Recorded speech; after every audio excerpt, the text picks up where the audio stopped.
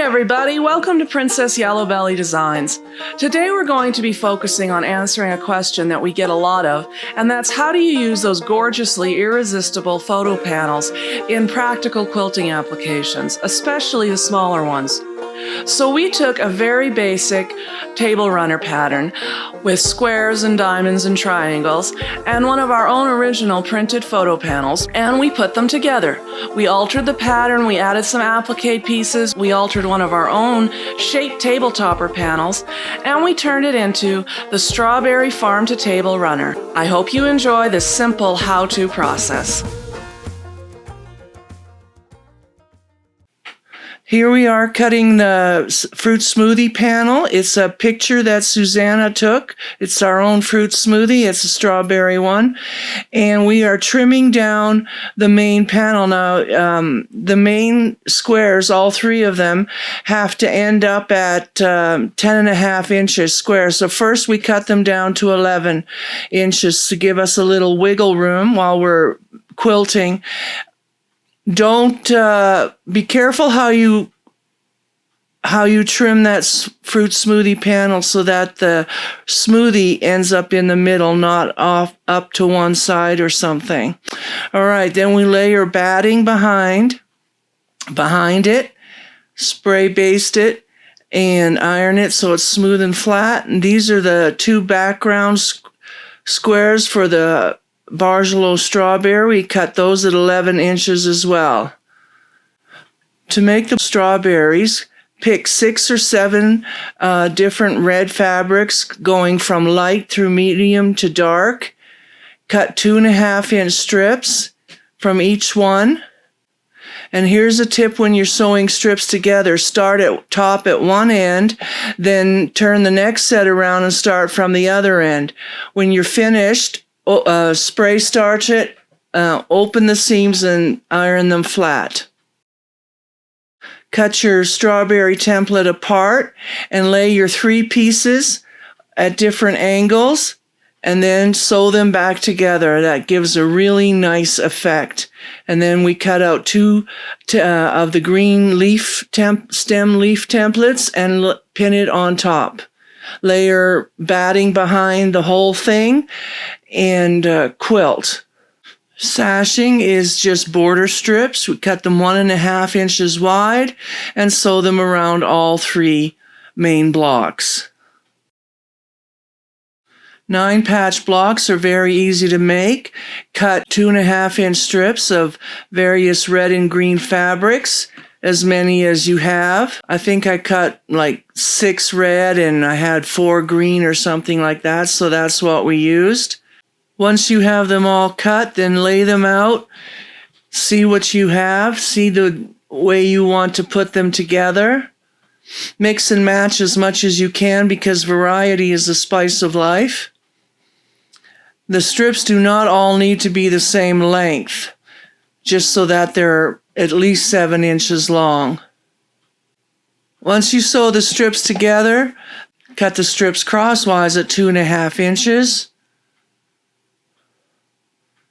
And now you've got 3 sets of 3 blocks put together, and now you can mix and match them how you like. Here's a tip. Try to keep the same color in the same area, like if you're going to do reds in the middles and greens on the outsides or vice versa, and lay them out and then assemble them till you're happy with them. Sew them together. Spray starch and iron, and then trim them down to 6.5 inches square. The triangles are very easy. Just use a paper template and cut around. You need 8 of them. It's quick and easy. This is beautiful strawberry fabric. We picked it up from fabric.com. Make sure you get it flat and cut right along the edge of the template.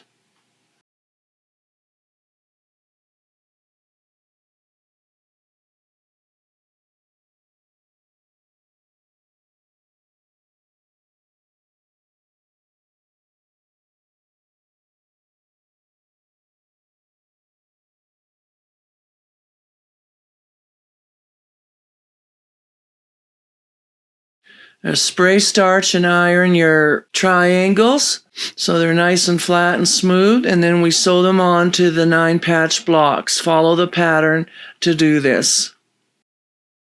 And that's what they look like. Now you assemble the runner. Follow the pattern. It shows you how to sew the 4 sets onto there. 1 goes on each end and 2 on each middle part. And then it's just 3 straight seams and it puts it all together. Make sure your points match. Cutting out batting and backing for your runner. It's nice to lay it out on the table, cut a little bit extra, give yourself at least an inch, if not 2 inches of wiggle room around each side. Fabrics and batting sometimes behave differently and they'll spread out or they'll try to warp. So if you can, iron your batting first so it'll lay nice and smooth. Spray starch and iron your backing fabric and then lay it all out on the table. And we're using the same fabric that we used as backing for the 2 strawberry squares. Sometimes it's just easier to do this when you've got a long piece of fabric that's really awkward to handle and you don't want to waste any. Just pin the top to it and cut around it, and then you don't have to handle that big piece of fabric. You don't waste any, and then I go back and spray starch it and iron it again so that'll be nice and flat and smooth. I got this cheap shower curtain at the dollar store and I lay it over my table so that the basting spray will not spray onto the table. It's a mist and it will land on anything and everything in the vicinity, and since it is glue, it's very, very hard to get off of furniture. Give it a good shot so it'll hold good. Now I am using pieces of batting from my batting stash. If you have another person to help you, it's very helpful since you can pull your batting nice and tight and flat.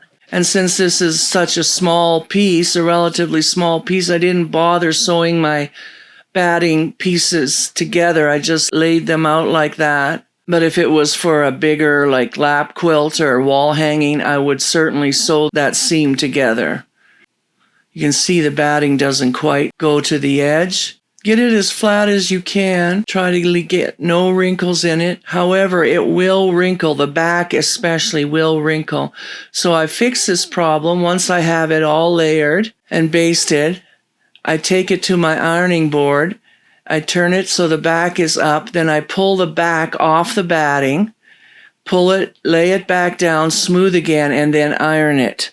And that glues it very nicely, and you'll get a smooth, flat back. And then I turn it over to the front and iron that as well. And then your sandwich will be as smooth and flat as it possibly can be, and you won't need to use pins. Here I am adding a few little pieces along the edges where the batting didn't quite reach. I'll just pin those, and once I have quilted over it, then I'll trim that off. It's really good to keep a batting stash from leftover pieces from some of your projects because you can use them in places like this or like behind the strawberries and places like that. It saves you a lot of money not always having to buy batting for these little doodads. Now we're going to iron it and quilt it. And the quilting is just stitch in the ditch, which means sew in the lines. So that's been done. Now we're going to trim it. This table topper, the finished dimensions are 51 by 17. You'll need at least 115 to 120 inches of binding. You can cut your binding strips 2 inches wide. I have a video called How to Get Flat and Smooth Binding Every Time. I suggest you watch that. It has lots of helpful tips in it. You just follow that. Put your binding on. There's the finished trim piece.